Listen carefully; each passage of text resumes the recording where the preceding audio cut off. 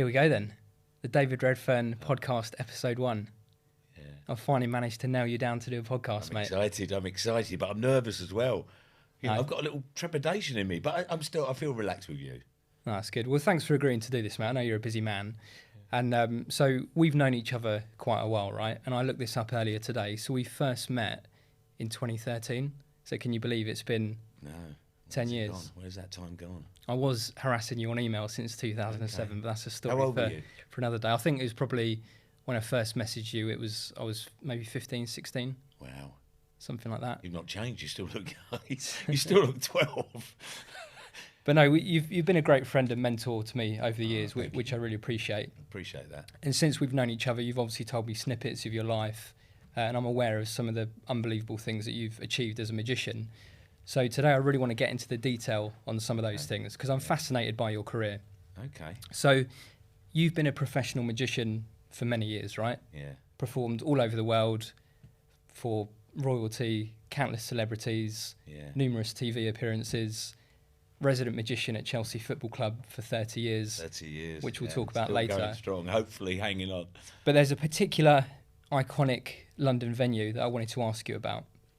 A venue that's steeped in history, known all over the world, often associated with luxury and high society, the Ritz. I know where you're going. Ritz. Tell me, how did your relationship with the Ritz start, and how did that lead to you becoming a regular performer at the Ritz? Right. Luck. I've always said, I'm touched by lucky charm. And it all happened by luck because I've supported the Variety Golf Society for many years. And on this particular event I turned up at, it was the only event in the whole of the calendar year where the wonderful Jerry Stevens, who was the director, he did a draw. So he said, for instance, Joe's Building Company are playing with Steve Davis, a snooker player. So there was all these performers, celebrities there, and I was there, the little David Redfearn, the magician. And this day he drew out and he went, the Ritz Casino. And I can remember I was standing on the balcony and I was thinking, please, let me draw the Ritz Casino. And as he drew the ticket out, he must have read my name and he said, this is interesting, he said. I don't think you'll allow this gentleman to gamble. And as he said that, I knew I'd won the lottery. He said, David Redfearn is playing with the Ritz Casino. And I was elated. So that was luck. That had to be total and utter luck. That luck did change parts of my life. I played golf in that golf tournament. We came second. I played with a lovely gentleman who was the chairman called Andrew Love. We came second. We had a drink, had dinner. He said, would you come and be a member? Henry Cooper had just joined at the time, a dear friend of mine who I knew very well through the Variety Club. So we had dinner with a journalist called Nigel Dempster. I was made an honorary member of the Ritz Casino. And that was it. It was a totally lucky break for me, but then it went on and transpired to be something amazing, Not only as a magician, but my life started to change by certain things that happened. It just set the scene then for the people listening. So, as I mentioned earlier, the Ritz, known all over the world, but this is exclusive. Oh, it's the Ritz Club. Right. So very occasionally I would be asked to go upstairs to the Ritz Hotel. But the Ritz Club is a private gambling club. I mean, then it was invite only. Now you can get into a casino. I don't even think you have to give your passport. I think it's 24 hours membership now. But at the time when I was allowed into the Ritz Casino, it was private, certain big celebrities. I will name a couple of names. Johnny Depp. I'm not saying Johnny Depp gambled, but Johnny Depp used to come in there. Jerry Springer would come into the building, have dinner. Private restaurant, the best food you could eat. Lots of cuisines to cater for Lebanese, Asian, English, European people. It was absolutely mind-blowing. I mean, it was just a haven and to be allowed into that private domain and to perform magic in that domain was just, it was like basically a fox being allowed into a chicken coop. I was just licking my lips thinking, oh my God, it was wonderful. It was beautiful. And I can imagine that so many great opportunities would have come Oh, off that's the back of that as was well. mind-blowing. Yeah. You know, I would show one trick at a bar. They would have, you know, say, there's David, our magician. I would do a trick to a princess, and I would be flown on a private jet to perform for her at a party. I performed at Stableford Park, I believe that is, yeah, and I performed for Michael Jackson. Wow. So all from that party. What was Michael Jackson like? Wonderful. Yeah. Yeah, he was very nice to me, kind to me. Yeah, he wrote a letter to my manager at the time. It was on my website. He was charming to me. You know, it's very sad whatever your beliefs are and what happened to him. You know, but he just was lovely to me. And ironically, I did a trick. He's born on exactly the same day as me. Wow. So I did a trick. I thought I can't miss this opportunity. So I did this trick with the passport. And I remember him looking, and he was stunned. He was actually physically shaking. He shook his head. You know, it was wonderful. Yeah, I loved it. Yeah. And was it like? I can imagine someone like Michael Jackson, to even get to him, he must have bodyguards or like. Well, he didn't appear to have them there. Obviously, he did, but I didn't see them. It was a private room.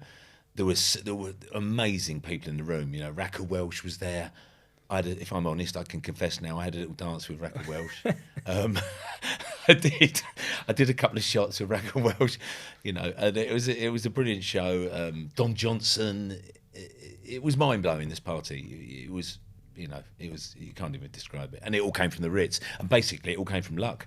Yeah, yeah. Because if I'd got drawn with Jack's Building Services, you know. I'd probably got a shed, but I wouldn't have travelled the world. I wouldn't have travelled the world, all by luck. Yeah. And I still think to this day. Sadly, I went to his funeral earlier this year, or last year. Sorry, it's 2023.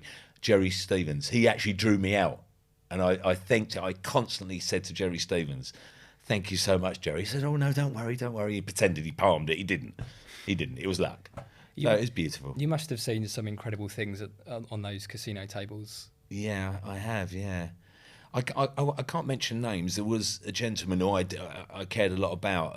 He was in the Saudi family, and he used to, I mean, he was I hate to say this word, but he was a degenerate gambler. And what he used to do, and the money he would spend, basically it's obscene, you know. I won't mention him. He would lose £1 million and not blink. Not blink. Lose £1 million in 15, 20 minutes and start over again. He had an endless supply of money. Basically, he had money that was constantly being topped up, and he could do what he wanted. And the funny story about him, he said to me one day, we're sitting having dinner with him, and he said, "David, you're my friend, aren't you?" And I said, "Of course I'm your friend. I must be careful not to say his name." I said, "Of course I'm your friend. You know, I care about you deeply." He said, "I care about you." He said, "Would you do anything for me?" And I said, "Well, not anything, but what do you want me to do?" And he pulled out a Sainsbury's carrier bag, and I went, "What?" I was thinking, "What?" And he said, "I bought £10,000 worth of lottery tickets. Would you check them for me?" So I went, "What?" So I took them home, and I paid my young son. It took him about a month to check every ticket. I think he won 45 quid or something. So he did 10 grand in a local, you know, confectionery shop, newsagent. And that's how a degenerate gambler he was, you know. But he was a sweetheart, you know. Yeah. I think the money dried up in the end. That's crazy. I can remember because we went there. I've taken you there 5 or 6 years ago, and it was incredible experience. But what really struck me about when we went was like the relationships that you'd built up. Everyone knew you. Yeah. The guys on the door. People at reception. Yeah. And to have that relationship with people. I think that's the secret, isn't it? I mean, the guys on the door used to take me home. I'd give them a drink, you know, take me home and that. And they were lovely people. I've got many dear friends. I'm not going to... we're going to talk about, I believe, some of the casino things later on, but I've got dear friends in the Ritz. They're friends for life, you know. I made a lot of good friends there in the Ritz. Most of the people I met there were lovely people, even the punters. There are different grades of punters. You know, people who... Not everyone drops £1 million. Some people drop, I don't know, 10 grand. That's still a lot of money, isn't it? Yeah, £1 million, that's... Yeah. It's mind-blowing to see that. In front of you. To think you can just do that is incredible. And it was roulette. Yeah, it's crazy. So there wasn't even a system involved. I mean, there were many chats about the way to beat roulette. You can't beat roulette. I've heard stupid people mention martingale system, where you put money on certain boxes, you keep doubling it. You know, if you're Elon Musk, you could keep doubling the money. No, that doesn't work, because there is a principle that the outside box, they limit the outside box. So when you got to a certain figure, you can't win. But that didn't. What I'm trying to say is that this system, where they put millions of pounds out, they didn't have a lucky rabbit's foot. They just covered the table. They went. It took them 20 minutes to put the chips down. So no more bets. Gone. So you must have seen some incredible losses, but equally some incredible wins. I've seen incredible wins. Yeah. Oh, I've seen this gentleman I'm talking about one night. And you had to be careful here, because you had to be invited to the floor. You couldn't just say, I'm with him. You know, No, I would always wait for him to say, would you join me? And I would go onto I call it the dance floor, the roulette, the gaming floor. I wouldn't just go in, because they're very fickle. They could turn and say, oh, you're bad luck, you know. And because of my magical performances there, they did believe in magic, you know. And I had to be very careful not to make sure that I wasn't someone who could wave a wand and make them win. So you had to be very careful. But one night he said, would you join me? And we walked in, you know, I had my drink. I was allowed to take a drink in. They stopped that in the end, no drinks. And as I'm having this drink, he saturated the table, a massive high rake table. He put money all over it. I'm thinking, oh my God, I'm trying to work out what it is. You know, £500 chips, and it covered it. I want to say the number's 29. I think it is 29, near the centre of the table, I believe. And it went, no more bets. And I've not got a penny on it. And I was thinking, I hope it comes in. And it went bonk. 29. 20. And I jumped in the air. I absolutely jumped. Did you let out a little scream? I did. I went, yeah! I screamed. And he went, calm down. I was shaking as though I had any dealings in this. And they brought a little cage out. This always made me laugh. It had so many chips on it. They brought out this thing. It was a cage, and you have to tighten it round, and it held all the chips in place. And then another lady came up, a pit boss, they call this lady. She came up and had to help this very experienced ball spinner, you know, croupier. They had to help her add up the money. So it had so many monies, 35 to 1, you know, straight up. It had all this number, the side bet 70. Yeah, it was phenomenal. It was close to 750 grand. Wow. Yeah. It's not chump change, is it? No, he gave me a £2 tip. No, he didn't. No, he didn't actually. No, he didn't. He gave me a lovely tip. And then he said, we'll go to dinner. Yeah. So, and through the Ritz, I mentioned, you know, countless celebrities, but royalty as well. Yes. I did two royal parties at the Ritz. Yeah. I did one for Prince Andrew, and I did the Duke's party. And the Duke's party, again, luck. This is funny, because they said, would I I'm not a compere, I'm a magician, but they said, would I host that evening? And I sort of, you know, introduced things. I did my best. I'm not a compere, but I'm a magician. So, and they said, would you do some sort of draw? And that everyone on their table had a number. And what they did is they said, you can do a draw, and the winner takes it. Right. And I swear, it got down to 3 people, and I tried to speed it up to get this over with. And they looked and thought, it's not going to win it, the Duke. And the lady drew it, and it was the Duke of Edinburgh. And he went, oh no, you know, the way he would do. He said, no, put it back in. He was very gracious. But they came up to me afterwards and said, David, that was wonderful. They said, that was so clever, the way you looked like. It was so natural. But it was luck. He genuinely won it.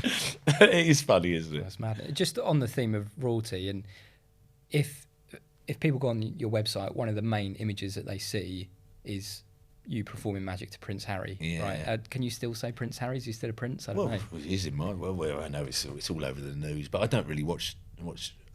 But what was he like to meet? He was lovely. Yeah. It's funny I say everyone's lovely. I've not met a bad person really, but he was lovely to me. He was charming. He had his friend who's got the curly hair. If you look in all the publicity about him on television, newspapers, he's got a curly-haired friend apparently who went to Eton with him.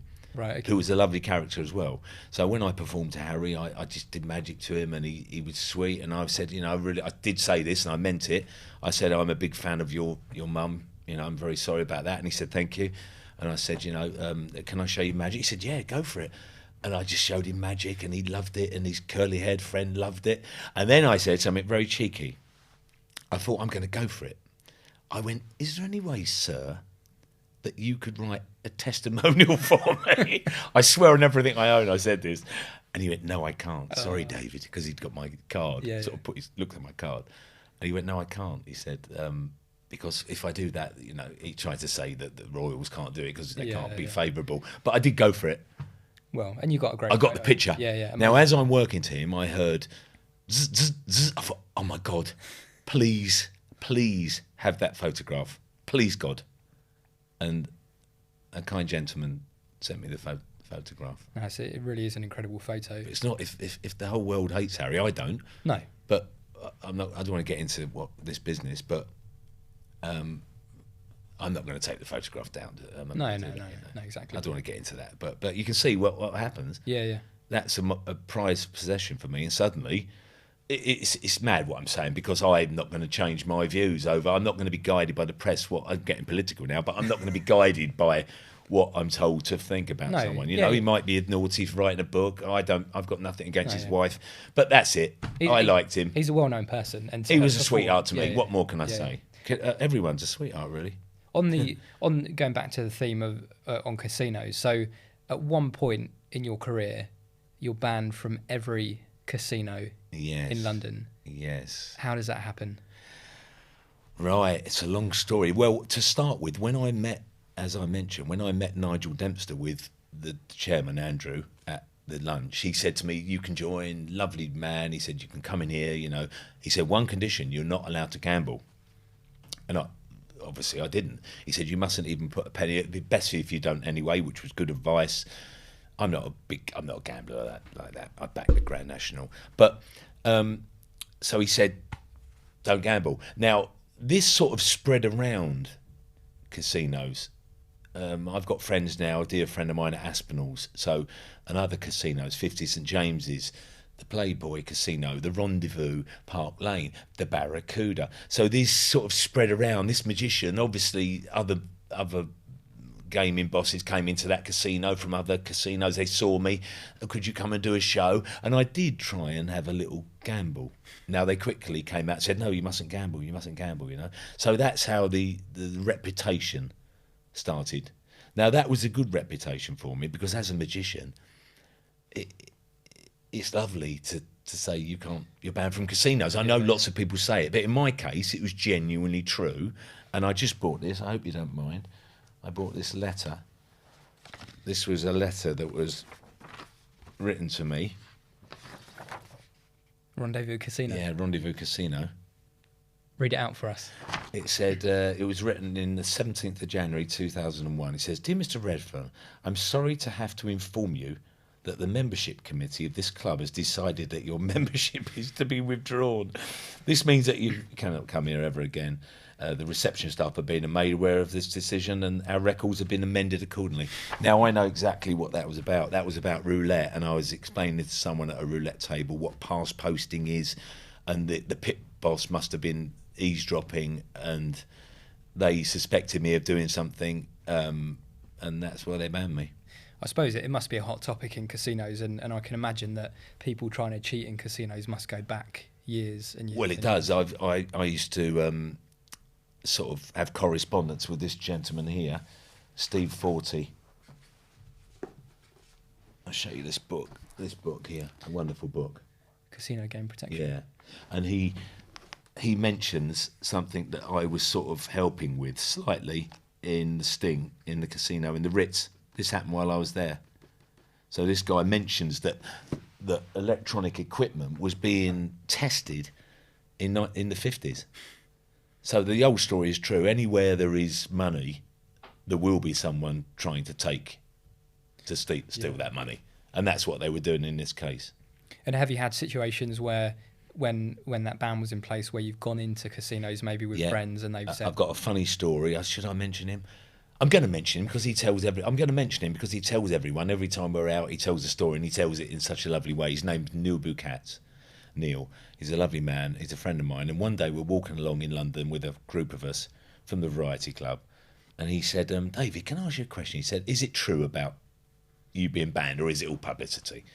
I said, "It's true. I promise it's true." He said, "Well, I want you to come now with me to the Barracuda Casino."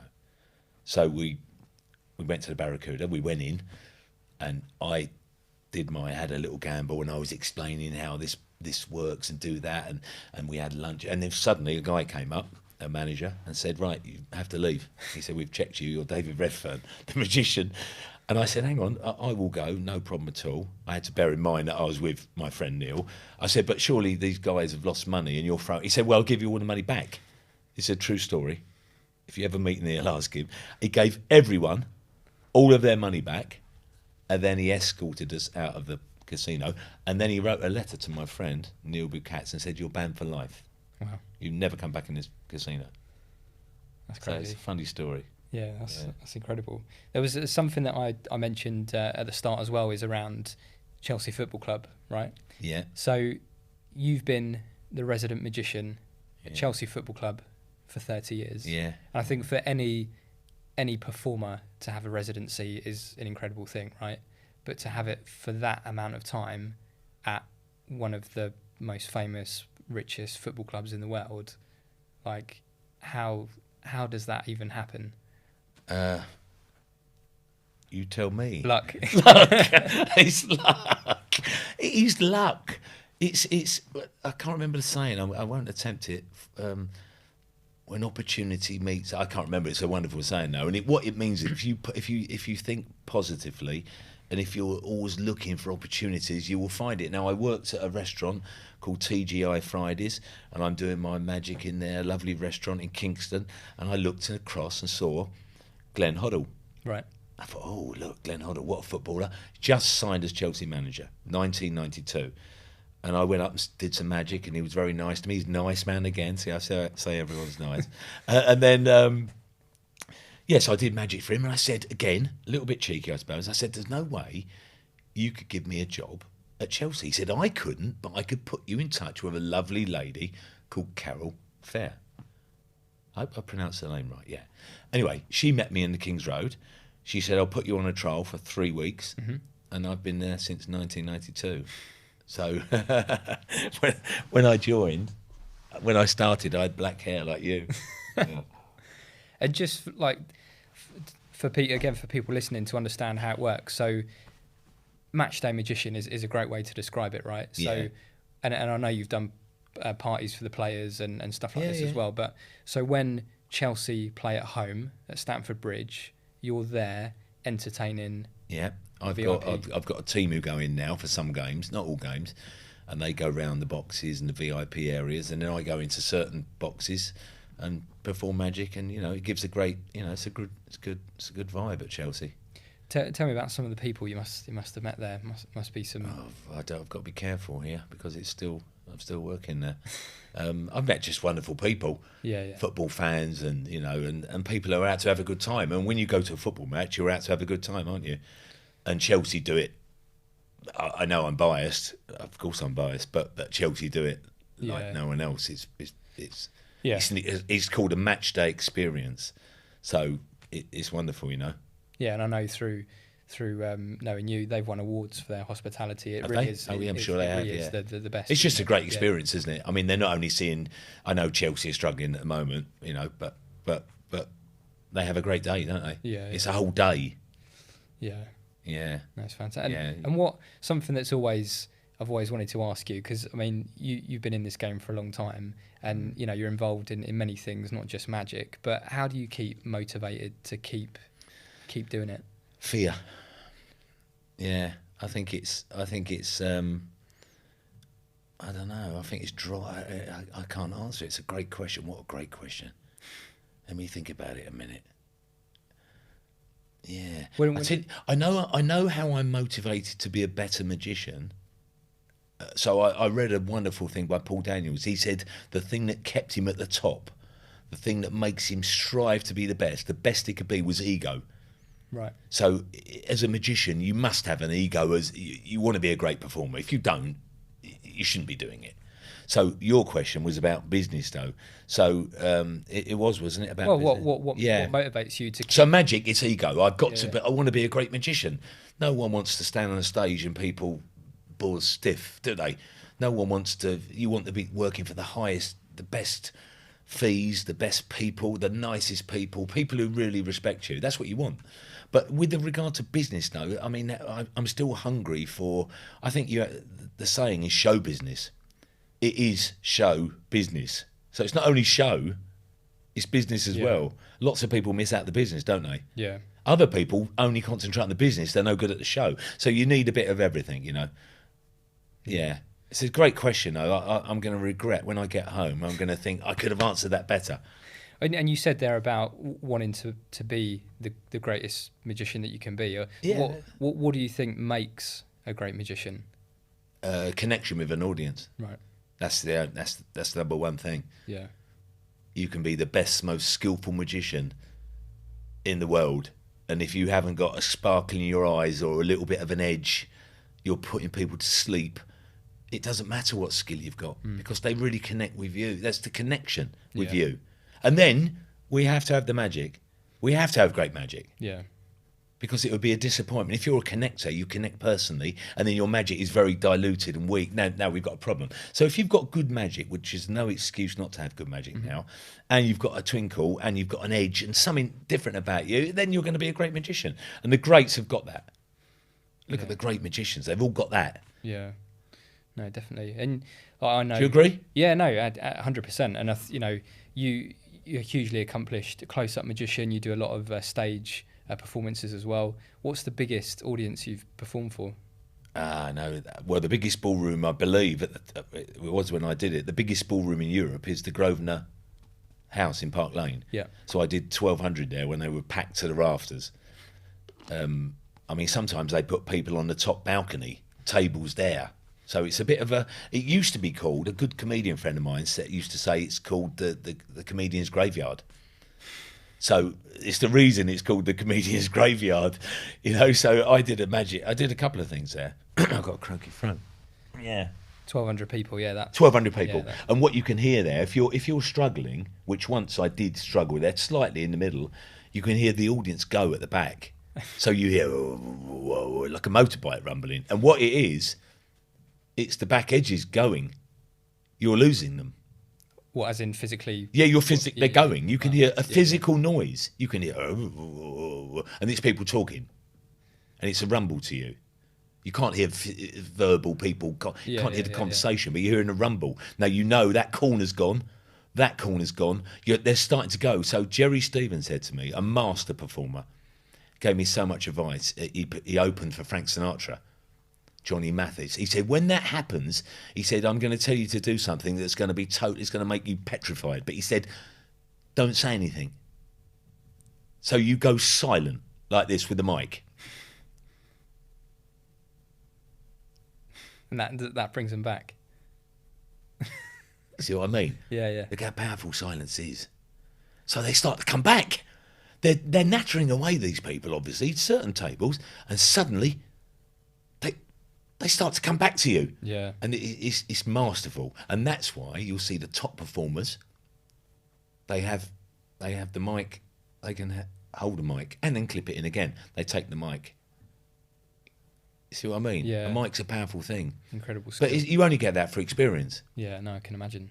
How did you, so that event where you're walking out to 1,200 people, can you remember how you felt leading up to it? Well, it's weird. When I'm walking out, I'm nervous. Yeah. Anticipation. But when I start, I've got no nerves at all. Someone said that to me once. If you've got nerves when you're doing it, you probably should be a milkman. No, well, you shouldn't be doing it, really, should you? It's okay when you're actually physically speaking, like, you know, you can't talk. You can't talk. You should probably think of another career. But I'm not being facetious saying that. But nerves are okay beforehand. Yeah. But you've got to get over those nerves, you know. But let's look at the positive side. It is it's a drug to perform to an audience like that and do well. I don't think there's anything better. I suppose really it's not normal, is it, to No. walk out in front of... I mean, who would... I mean, I read something that what's the most nerve-wracking thing in the world? I think it was divorce, public speaking, being the best man or something, you know? Yeah. Something like that. I can't remember, I've got them in the wrong order, but it's mind-blowing to be a public speaker, to speak in front of people, and they, you know, you hook them. And as a magician, it's, you know, it's a hard game, isn't it? It must be an incredible wonderful, feeling, though. like if you've got them, if you've really got the audience. If it you've must got be, them, it's the yeah. best thing in the world. You can't sleep. Your adrenaline goes. You go through. You know, you must get endorphins running through the body. You go home and you're on a high. You can't physically put your head on a pillow. You run through everything for weeks. You live on it for weeks. That's why it's so addictive. Yeah. Does it ever go wrong? Because like, Of course, it goes wrong. you know, all of your, you know, you've got loads of stuff out there on social media, some you know, Yeah. amazing performance videos. But does it ever go wrong? Yeah, it does go wrong. It has to. The skill level. I always describe it like this. If I was just to pretend Torvill and Dean, Yeah. if they went onto the ice together and they held hands and they went round in a circle together and they never did anything like the bolero, they would go round, they would never make a mistake. So when they start to do the bolero in practice, things go wrong. So what I'm trying to say is the degree of difficulty, if you're pushing for a degree of difficulty in magic, you're dancing the bolero. You have got a chance where something might go wrong. So, does that make sense? Yeah. No, definitely. Yeah. So that's the way I see it. You know, if you're pushing, if you're a gambler, if you're trying something difficult, if you're using psychology on the stage, or you're relying on someone who could ruin you. You know, that's why it's very careful who you pick as an audience member. Yeah. I've chosen a lady before by a mistake who was inebriated beyond belief. And she put her hand up and said, Can I help? And I said, yes. I thought, what a lovely lady. And as I looked at her, I got her on stage very carefully up the stairs and she stood next to me. I looked to the left just to get something and looked back and she'd vanished. This was in La Manga in Spain. I thought, this is not the trick I wanted. Where's she gone? And she was on the floor. She'd fallen off stage. Oh no. She was paralytic. Oh god. The show's finished. Yeah. She wouldn't get up. A doctor was called, and she was okay, thankfully. And that was it. The show was finished. So it was all over. Tell us about some of the other places you performed, like around the world. You must have been to some incredible countries. Where have I been? I'm going to regret it because I performed all over the world, other than Italy and Australia. Oh, okay. Yeah, I wanted to go to Italy. Yeah. I had a job in Australia, but I gave it to another magician. I couldn't fly. I'm getting scared of flying, really. It's a long way to go. It's a long way to go, isn't it? For an hour's club, no, man. No, I've done lovely. I've done private jets. Really? The Orient Express. Never done a cruise. Okay. Yeah, I've never done a cruise. I've been offered cruises, but I couldn't. I couldn't. What was the private jet like? Oh, mind blowing! Champions League final So was through that? a casino. Wow. So they flew their top elite people on a jet to, I want to say, Portugal. Ronaldo was playing, so Real Madrid. I don't know. I think it was Portugal.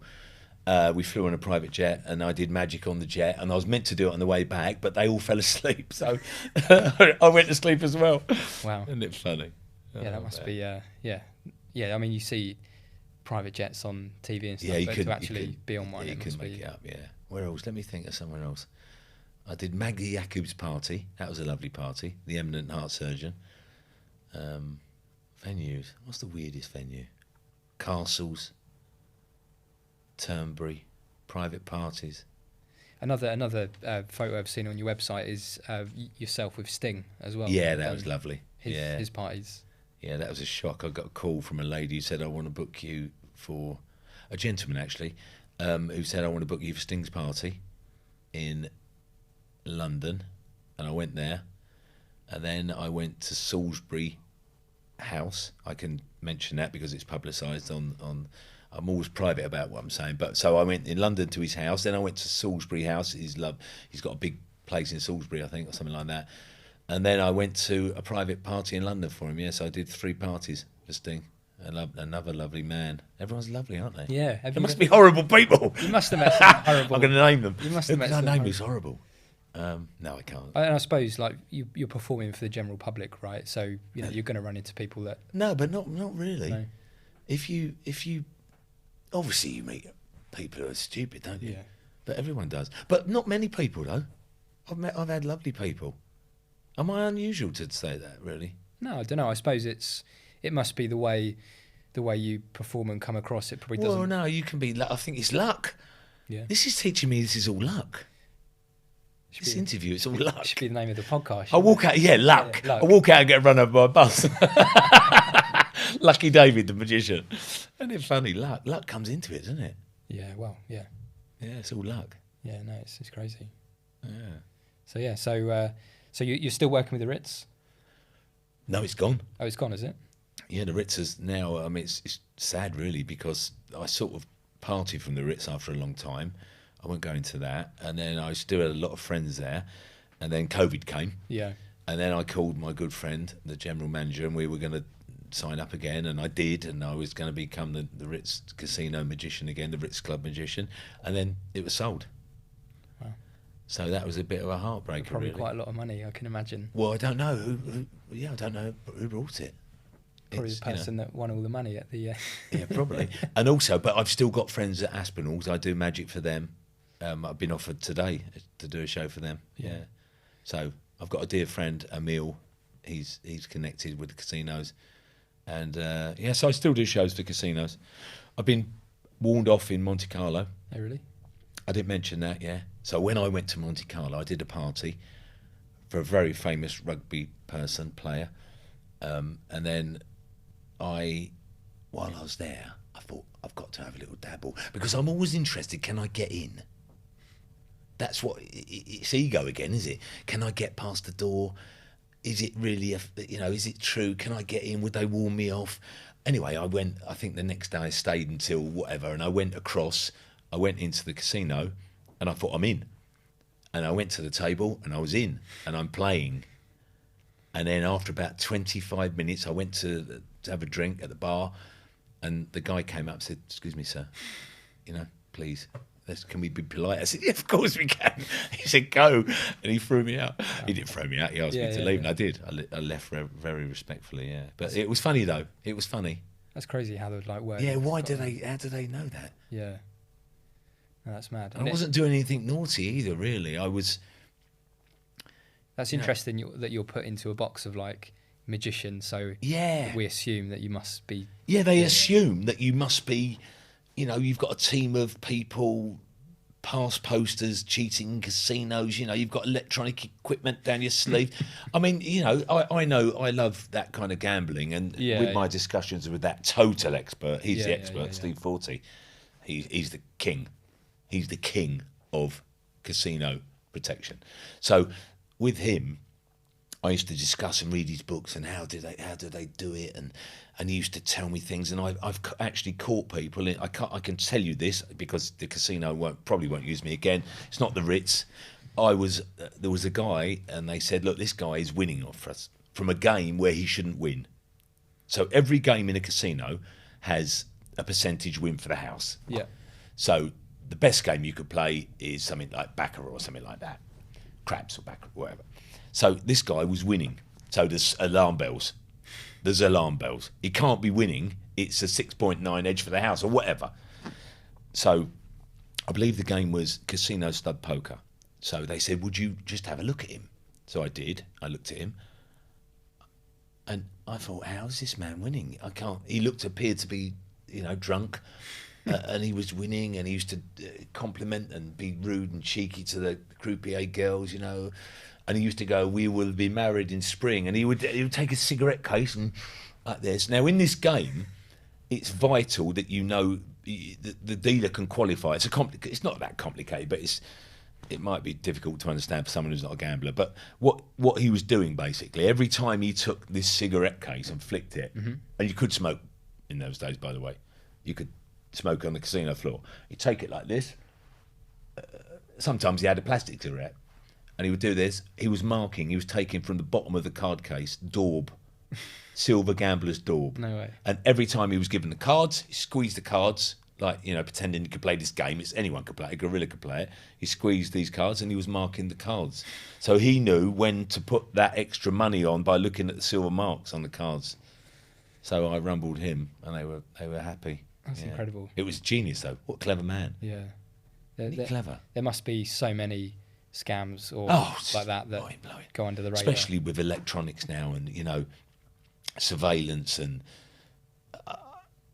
you know, electronic devices. And there must be people just doing this. Yeah, and I suppose the technology now is advancing so much that it's getting more and more difficult. Well, they obviously bring people in to stop this, don't they? Yeah. They must get teams of people. But for a long time, in my experience with being around casinos, they didn't do that. Right. They took it for granted. They used to think this doesn't happen to us, and it only happens in these sort of incidents. I mean, look at that there. Gang wins 1.3 million. You know, 1.3 million. Yeah, that's. And in this case, they were tracking the wheel. Okay. So what they had two guys come in. It's all publicised. I can talk about this. It's all been in the press. It was written in that book. So there's the first one. And there's the second one. Lasers. Yeah, lasers. Now, if you noticed in their attempt to try and glorify this, who's the crime reporter in the Sun or something? Not the Sun, I don't know. They even put a picture of a phone there. Look, tracking. See, tracking the wheel. See that? How did they even set? Well, what they did, these guys went into the casino with lots of money, cashed in, bang, started going for it, seriously going for it. Now that would draw attention. They wanted a private suite to gamble. Then they wanted, this is the alarm bell. This is a stupid thing. They want their house edge raised. Now I can't remember what it was raised to, but they wanted it upped, and they couldn't get that done. So they stuck with their bets. And then they just bet and bet and bet, and then they started to win. Now there's the alarm bells ringing. They started to win constantly. You know, how are they winning? Again and again, not just beginner's luck. They're winning. And now what it was, long story short, they had a woman in the room, basically, who was sending electronic information to these guys from her handbag. She was sitting in the corner of the room pretending to be a girlfriend or a partner. She was sending information, and they were knowing when to go onto a certain segment of that wheel. Now, I know the Ritz used Huxley wheels, so they would have taken measurements. So when that first spin happened, this is a complicated process. They would have measured the speed of the wheel, average speed over 5 spins. That would have been programmed into the computer. The girl would have got that information. That would have broken the house edge down from whatever it is at roulette, down and down and down, and given them a slight edge. Now, if you get that slight edge and you saturate that edge, that's why they wanted to up the ante. They would have smashed people. They did. 1.3 million. Yeah. Well, no, they tried. I think they paid them by a cheque, and then they knew there was a problem, and it all went terribly wrong. You know. So, but that was interesting as well. See. And was it the same with the other newspaper cutting? No, I think they're both the same story. Oh, okay. But this gentleman, Steve Forty, mentions it in his book, you know. He actually mentions a whole subject on it and how that kind of thing has been going since the 1955s, you know. And a guy called Thorpe, a professor, he was looking into that kind of thing in the 50s, you know. Does he talk about in there, like, card counting? Yeah, he does, yeah. Is that? I wonder if that's something that, I mean, that must be. Well, there's a guy on YouTube, I won't mention him, but there's a guy, he appears to be very good at it, and he's made some great, beautiful videos about how he's learnt it very, very well, and, you know, and he goes and beats casinos and gets backed off, you know. But people believe, when they talk to me, I'm a magician predominantly, I'm just using this as marketing, but people believe that, you're a magician, you must walk into a casino and card count. They believe walking into a casino and card counting is like printing money, you know, Rain Man, you know, you walk out. It's not like that. It's a long period of breaking an edge, and there can be anything like that. There can be fluctuations in the winds, you know. So it's nothing's as glamorous as the film's 21, you know. Yeah. It's just an interesting subject, isn't it? Yeah, hugely. And the more you're around these people, the more you're privy to their conversations and their fears, and what's happening. You know, they're a very tight industry. They're making money. They're in the entertainment industry. They're making money, and they've got an edge. suppose it must be. We spoke earlier about witnessing incredible wins and incredible losses. I suppose it must be an addiction for some people. They just have to keep. What, the gambling side? Yeah, of it? yeah. They have to it would be. Yeah. I mean, yeah. Look at the problem we've got in gambling now. I mean, I anytime gambling comes up, I'm sort of interested. I've got an interest in it, and you've got people now. They're marketing young people, and people have got terrible problems. And they're gambling online. You know, so that must be these companies actually target people. So if you were a gambler and a bad gambler, there's people who are sharp gamblers, and if you're a sharp gambler, they will get rid of you. They don't want you. That's what I suppose they want, the people that are going to win a little bit, lose a little bit. Yeah, if you think about it, if you come into my casino, David's Casino, and I know that mathematically you will not win over the long time. So when you do win, you will win occasionally, you have to. When you win occasionally, all I've got to do is get you back into the casino to know that I will beat you over time. And that's the whole reason there are things called comps. So comps are, let me take you to the theatre, let me take you, whatever, to watch a fight. And because I know that you're coming back, and that's it. And that's how it works. It's maths. Yeah. That's crazy. Tell us about some of your TV appearances then. Oh, it's terrible. What a terrible TV career I've had. Yeah. Oh, really? No, I don't know. What can I say? I've done a bit of TV, live TV. That was funny. Well, what's it like in a live? Because I suppose you're still performing for an audience, but I suppose you've got lights, you've got camera. Like, does that change it? Well, of course it. I mean, to be a live TV. I remember my first live thing I did, and you could see the relief on my face when it finished. It was on. Actually, it wasn't live. I'm telling fibbers here. It was Trick on 2. Okay. And they played sleigh bells, ding, ding, ding, and then I came on, and I was a very young magician, and you could see that I was petrified. My body had tension riddled through it, and when I'd finished, I stood up it was horrible. I mean, it's a lesson now to watch that. Really, it's hard to be a live magician, isn't it? Well, yeah, I wouldn't know, but yeah. You think of the best people in the industry, even if you're an interviewer or Jonathan Ross. Look how natural they are. Look how natural they are. There's a lesson there for magicians. Look at people you like. Anyone, doesn't have to be a magician. Look at someone you believe has got natural flow. And that's the secret, isn't it? Yeah. And I suppose probably a lot of that comes from just doing it regularly. Yeah, just doing it. Yeah. And the more you do it, the better you get, and the comfort, and that's it. But live television for the first time, petrifying. And I remember doing This Morning. Now, that is a biggie for me. So I was on This Morning a long time ago. I did 3 shows in a row, and I remember the music, and I could hear, and I know they're going to speak to me, Fern Britton or someone like that. Do you remember her? Yeah. You're too young to remember. Was it her. when you had black hair again? You don't remember her. When I had what? Black hair again. I had black hair. Oh yeah, I had black hair. Yeah, and yeah, and I heard the music. Do do do do do do. I'm thinking, oh my God, this is it. I thought, this is it. So I can either do it or I can't. And when they go, today, they're sitting on the couch, they say, today we've got David Redfearn, you go, But that went okay, and they got me back, and it was mind-blowing. Yeah, and it got me a lot of things, that television. I did 3 shows, and then I got a television show out of it where I did Astounding Celebrities, then I had another show that got cancelled for BBC One, but because it was contractual with someone else. But it's just a beautiful experience, isn't it? And should I do it again, do you think? Yeah, 100%. Yeah, how can I do it, though? Yeah. How can I do it? I don't know. I mean, just, I'd love to do it. Should I go on Britain's Got Talent? I don't know. I mean, there's not as much... Do you think I should go on Britain's Got Talent? Yeah, I think so. Be honest. No, I think so. I think there's not as much magic on TV as there used to be. I don't know if am I correct in saying that? I just done the World Championship of...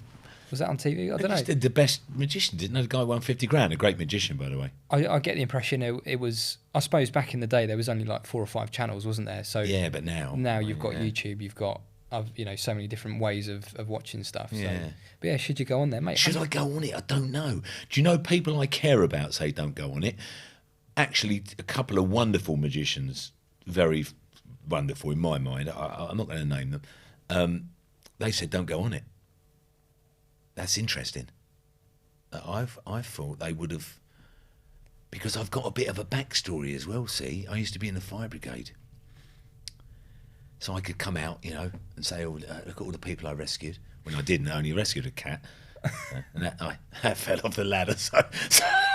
But I could see where I'm going. I've got a little bit of a backstory. Yeah. I wouldn't want to milk that, you know. I mean, why would I want to mention that? I've got a lot of stress over the fire brigade. But so what I'm saying is, maybe I could, I don't know. But I'm getting back.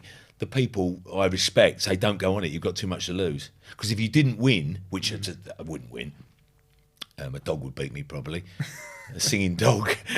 Do you know the reason I would go on that? And I've said this to many people. If I had a dog that could do magic, you're laughing, I mean it. If I had a dog that could do magic, like card tricks, number one, I've got Simon Cowell by the balls. Yeah, he loves He's going to go, I love animals. Oh, look at Fluffy. Look, he can read my mind. I'm going to win. Amanda Holden's going to cry. David Walliams won't be on it anymore because he's horrible to people. So it'll be me. I would win it. I've got to get a dog. It does matter. If anyone's got a dog out there that does magic, please get in touch. I'll win it. How long were you in the fire brigade for? 15 years. I don't want to go too deep on the fire brigade, cause, yeah. But 15 years, yeah. And did that kind of? Do you think that's helped you in your career, having that experience? Well, I think it has, yeah, because they were people who didn't. They were lovely people. I loved lots of them. Again, I love everyone, don't I? I've never had a bad word to say about anyone. No, but they were lovely people. You know, I've got dear friends in the fire brigade, but they were a hard audience. So if you went in there, they threw my props out the window. They said, "Would you do a magic show?" And I stupidly believed they liked me. They went, "Oh, that's lovely. Can we look?" And they threw it out the window. Okay. I remember the tramps scuttling, picking up my magic, and I could see the tramps running in the distance, you know, the vagrants running and taking my props. And I thought that was very unkind. No, definitely. Well, how's the last few years been? Because, like, obviously...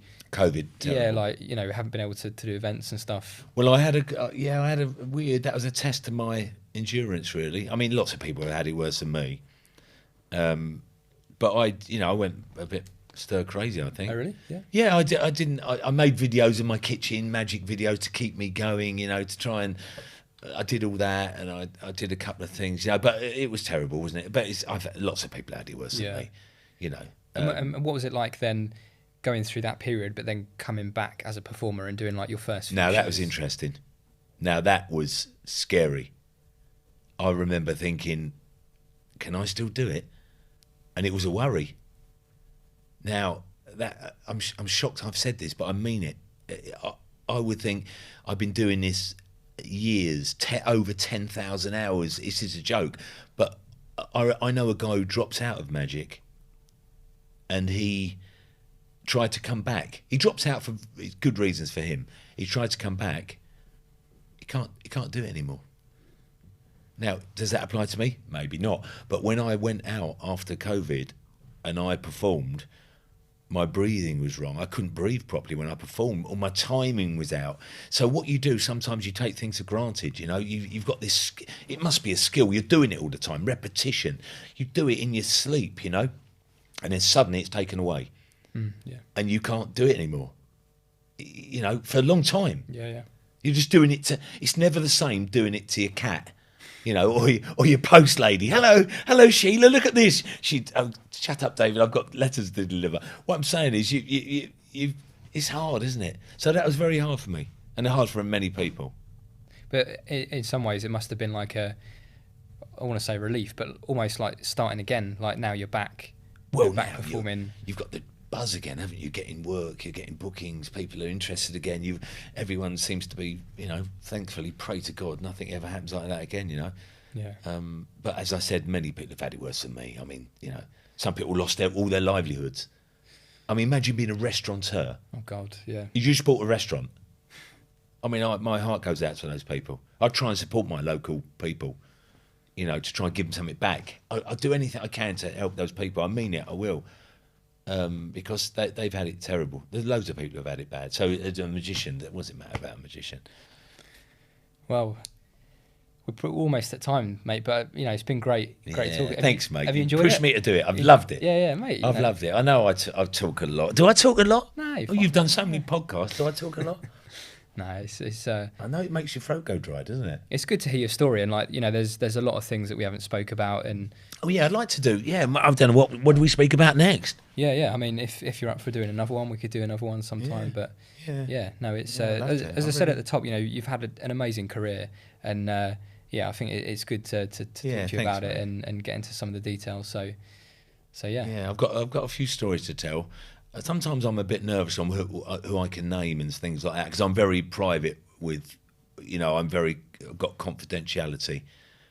I'm not going to spill anything bad. Well, I don't say anything bad about people anyway. If I mention people, I mention lovely things, aren't I? I'm not. There's people I've met. I wouldn't. I've got to be careful. But I think if we do it again, we can talk about some other stories, and they might be interesting to someone. And even if they're not interesting to anyone, they're interesting to my two sons who could watch them. I make them watch them. In the meantime, we'll try and find a dog that can do some magic. Oh yeah, if you can find a dog that does magic, I mean that would win Britain's Got Talent, hands down. Have to win. Yeah. Imagine a dog that barks. So you take a card, or you've got. This is my idea. Before we go, we've got 4 minutes. Win a lot on the floor. Simon Cowell's watching this. You choose think of a name. Pretend it's Alice. The dog picks up the win a lot, lines it up, makes it Alice. It's won the show. Do you agree? Nothing can beat that dog. Yeah. I'm mad, aren't I? No. Buddy, I've loved it. No, thank you, mate. No, very good. Appreciate it. No, cheers for coming in. Yeah, my pleasure. Thank you, mate. Speak to you really again loved soon. it. Thank you.